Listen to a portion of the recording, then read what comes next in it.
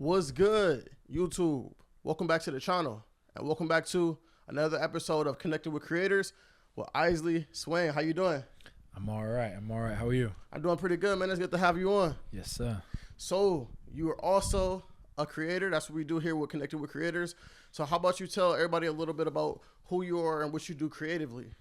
So my name's Eisley Swaine. I'm on the basketball team here at Findlay. Okay. I have a couple of little side hustles that I have going on. I cut hair. I have a juice company. I have a videography brand. I have a podcast.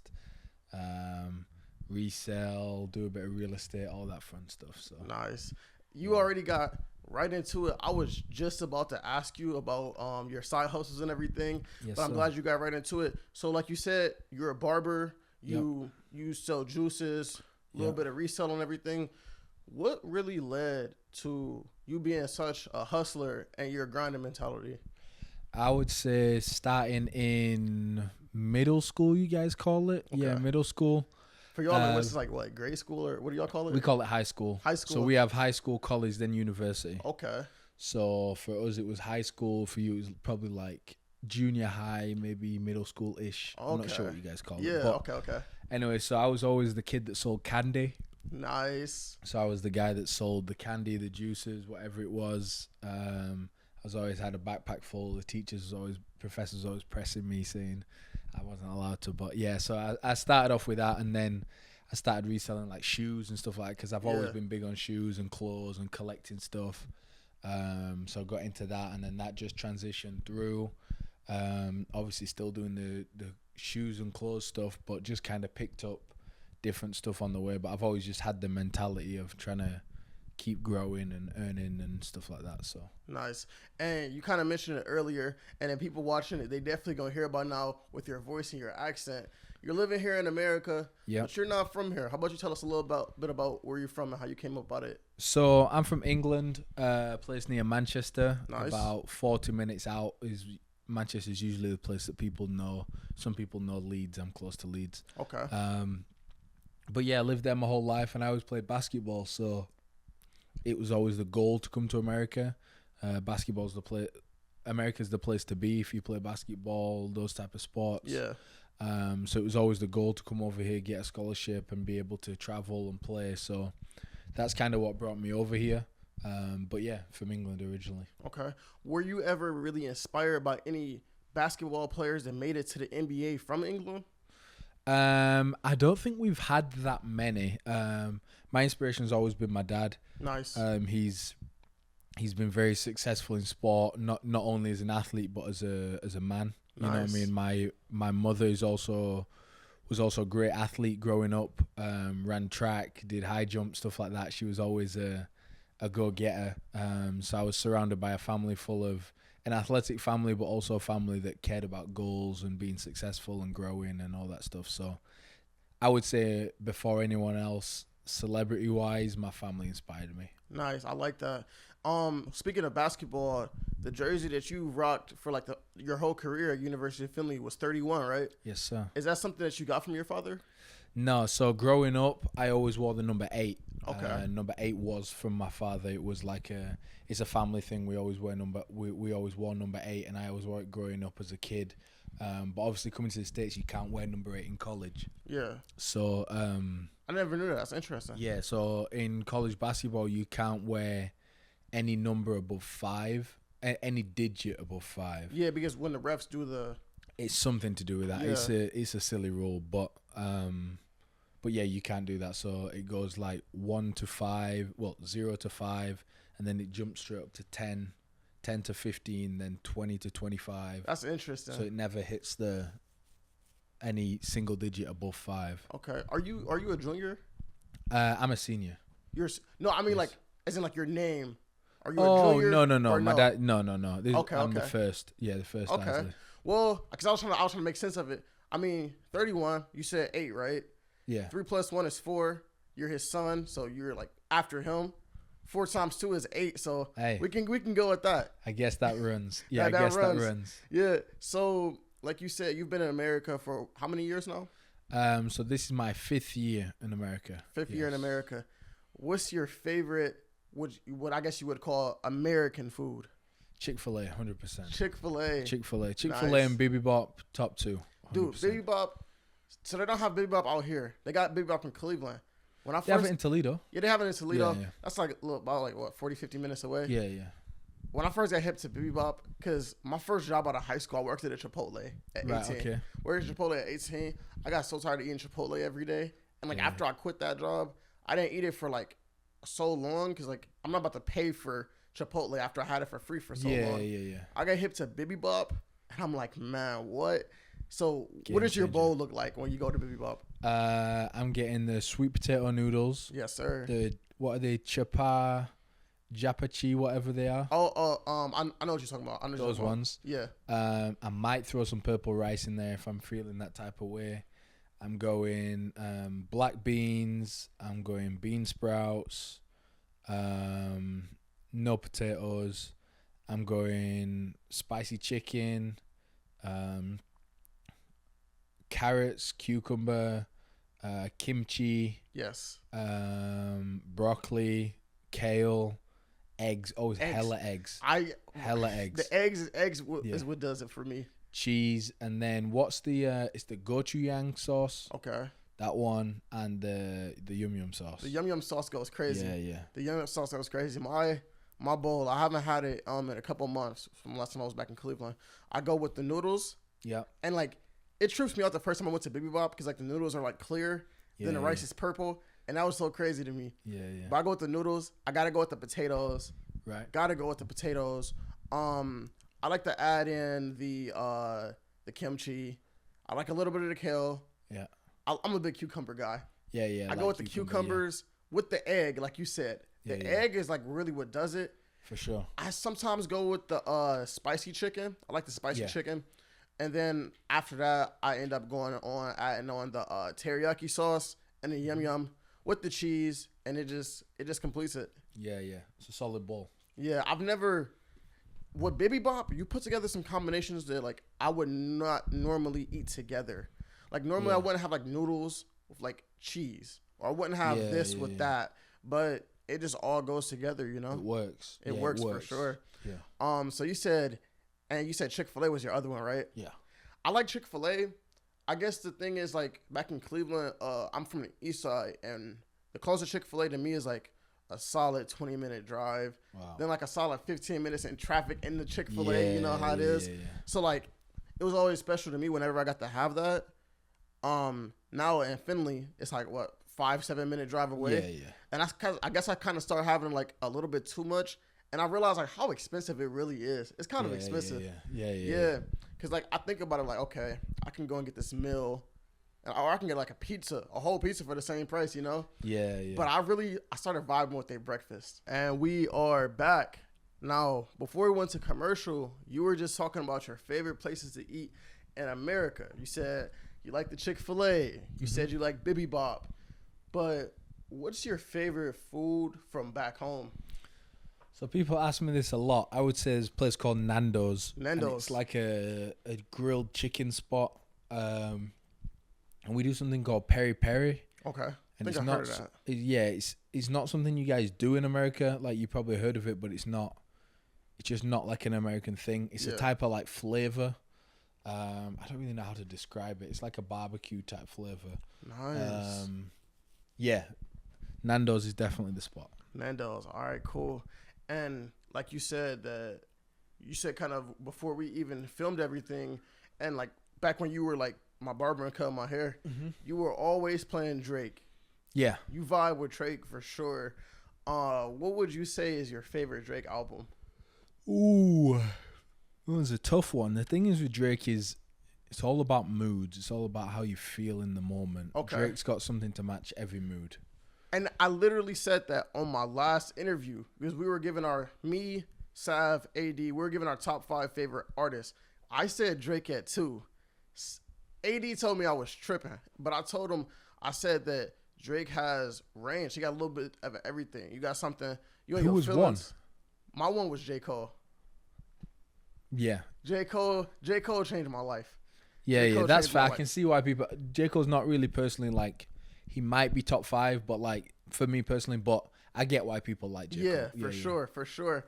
But I was telling him, like, yo, you got something to work out with. He was like, you can't really work out to Drake. You could definitely work out to Drake. He got some range. You can go crazy to Drake. Drake is like, let me try find some examples.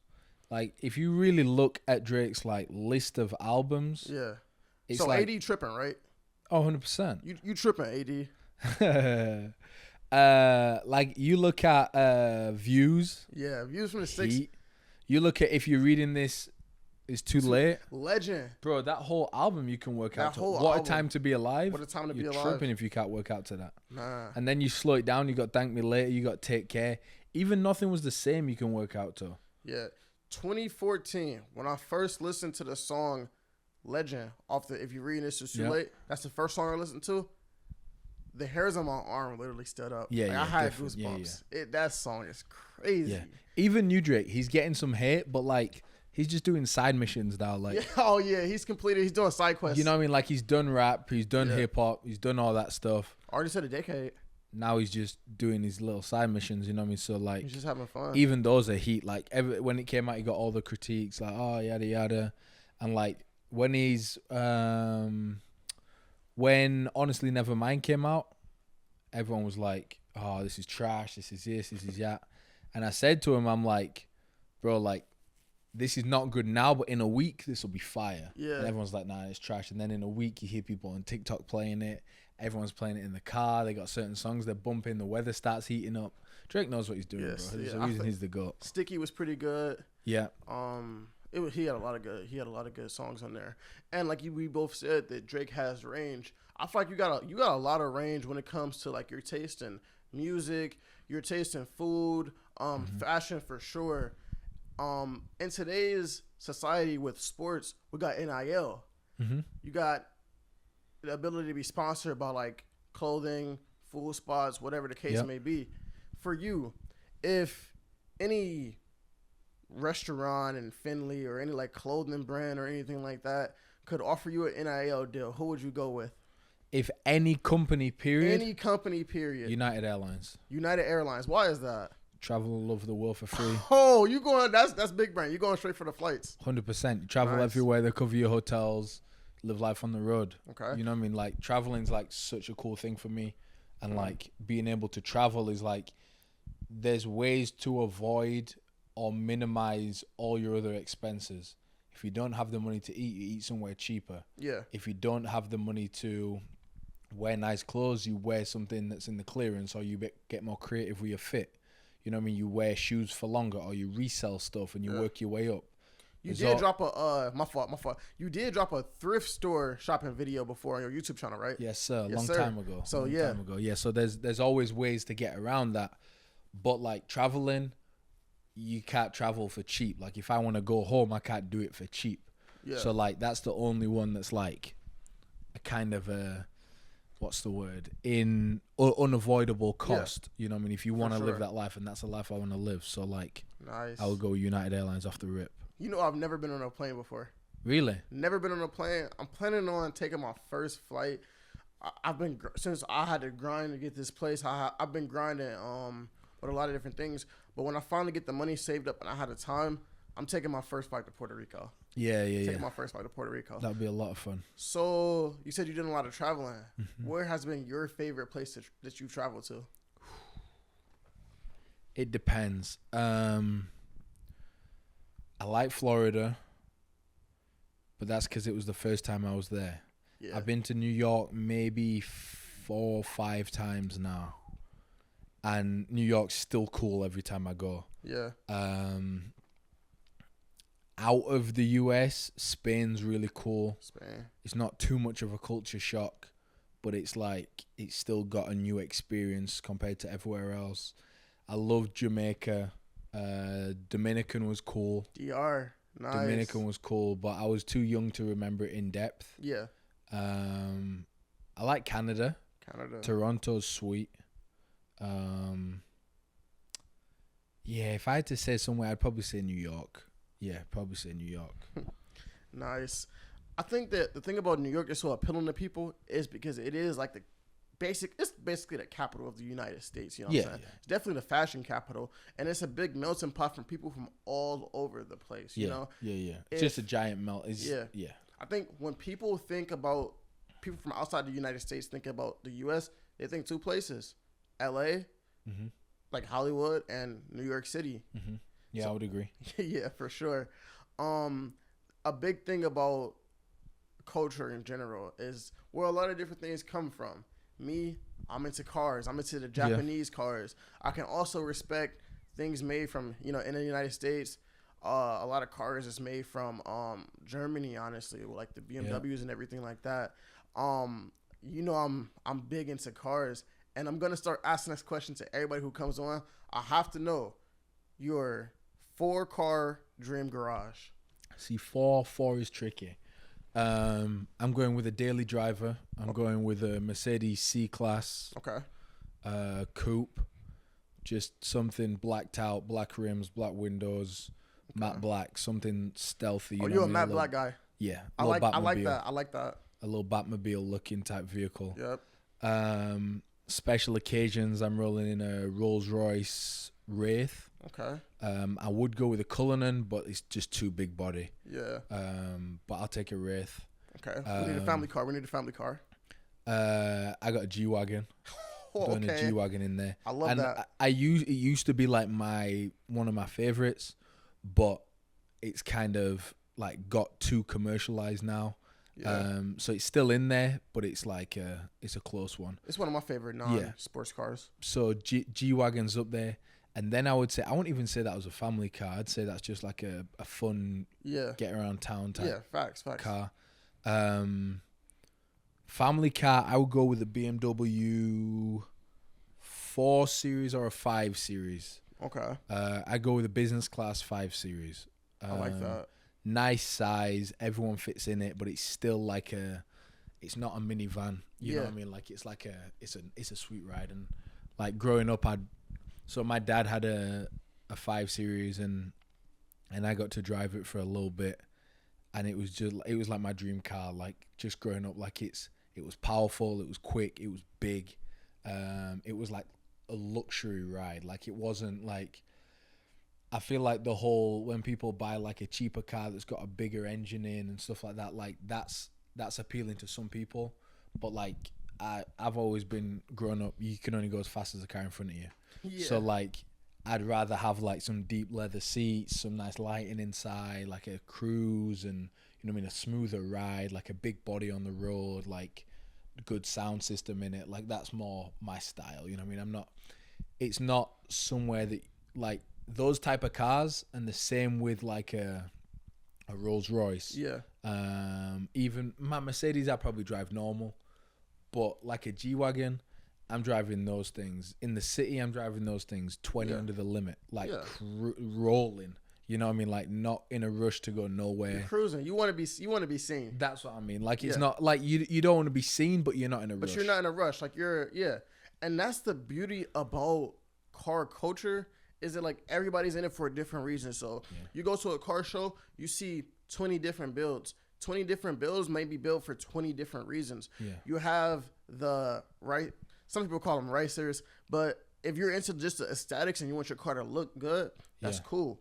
If you're I'm more into performance. I want something that's I can take that thing, put it on a track, and it's going to perform. Mm-hmm. If you want that, some people go for just performance. Some people honestly just want the loudest car they can have. Not for me. Engine. No, not for me. They trick out the exhaust to make that thing sound as loud as it can. Some people go for a lot of people who are into like drifters and everything like that, they go for that. So things that they can drift in. A lot of people do a lot of different things. A lot of people go for more creativity, just to show you something like, I've never seen a build like that. Go for like more like goofy stuff or whatever the case may be. To each their own. Same with every industry. Each their own. So back to your 4-car dream garage.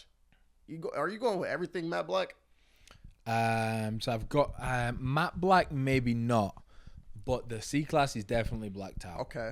That's the Batmobile. That's lit, man. The G-Wagon. See, I like blacked out G-Wagons, but if I've already got a C-Class, I'd probably roll in like more of a I won't mind it like spiced up a little bit, like a little baby blue or like something softer, something that like turned heads a little bit. But I think a lot of people do the G-Wagons up and they look a bit tacky. Yeah. So I would have to keep it. I might go gunmetal grey. Ooh. Yeah, nice. That's interesting. Nice gunmetal grey, like maybe a matte, but like a more, has a bit of a pop to it. It's just it's not too crazy. You know what's an underrated color for cars? Especially like I've gotten more into like wraps instead of paints, but that matte green, like that army matte green is like interesting. If the C-Class wasn't matte black, it would be matte green for sure. And I think it suits BMWs and Mercs a lot. And speaking of suiting things, I feel like the car that you drive and like when you're able to get to that point where you can customize your car and have it the way you want it, I feel like people's builds fit the lifestyles they live. Like you said, us talking, you'd like to live more in like a metropolis, like a New York City, or you're from around England and you're used to like those bigger cities. And those bigger cities, you're not pulling 65 and a 45 anyways. That's what I mean. I don't get why people. There's no point of in like a bigger city. And plus, like places like anywhere in Cali, honestly, like LA, they have so many limitations and like laws around like certain things with your cars, like tint percentages, how large your car is. Yeah. I seen a video. This guy had his I think he had an SRT. I think he had it in track mode. He got pulled over, and instead of getting the guy to take it, the guy he made his vehicle registration.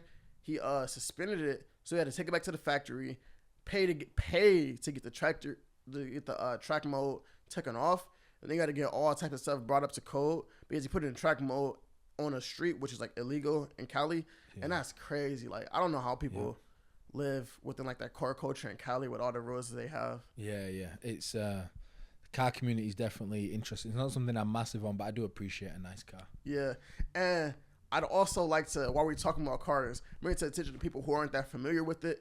There's been a big thing within like the last few months with like, have you ever heard of takeovers?